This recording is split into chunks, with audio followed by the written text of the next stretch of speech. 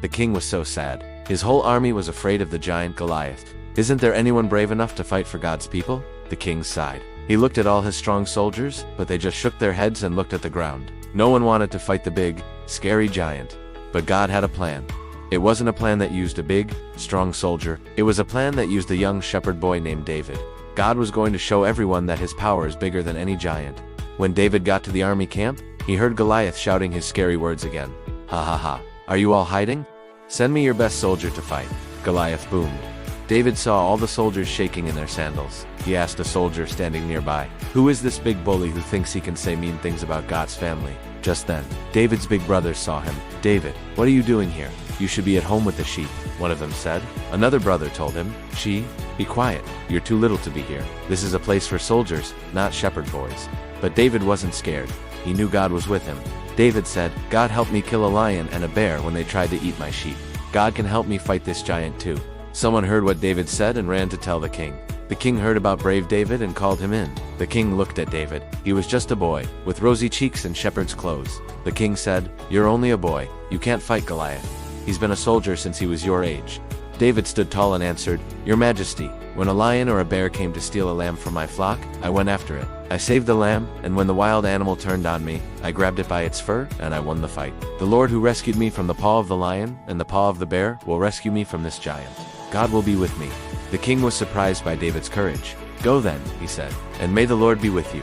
The king tried to put his own heavy armor on David. He placed a bronze helmet on his head and a big, clunky coat of armor over his shoulders. It was too big, it was too heavy. David tried to walk, but he could barely move. Clank, clunk. He wobbled from side to side. David took it all off and said, "I cannot go in these, because I am not used to them. I just need God and my sling." So David walked down to the valley. He stopped at a little stream and picked up 5 smooth stones, the perfect kind for his sling. He put them in his shepherd's bag. With his staff in one hand and his little leather sling in the other, he went to face the giant. The Goliaths saw David coming and laughed a huge, loud laugh. It sounded like thunder. "Look at this little boy. Are you sending a baby to fight me? Do you think I am a dog, that you come at me with sticks?" Goliath bellowed, "Come here, and I'll feed you to the birds." David was not afraid. He knew God was bigger and stronger than any giant. He shouted back, "You come to me with a sword and a spear and a javelin, but I come in the name of the Lord God Almighty, the God of the armies of Israel, whom you have defied. Today the Lord will deliver you into my hands, and the whole world will know that there is a God in Israel. Everyone will know that it is not by sword or spear that the Lord saves, for the battle is the Lord's." David didn't wait. He didn't hesitate. He ran straight toward the giant. He reached into his bag, pulled out one smooth stone, and put it in his sling. He whirled it around and around and around his head.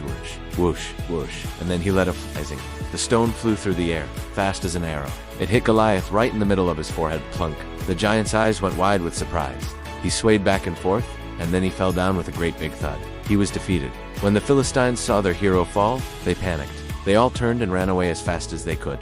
God's people saw the giant fall, and they let out a massive cheer. They chased after the Philistines and won the great battle. Hooray! Little David became a hero, not because he was big or strong, but because he trusted in God with all his heart.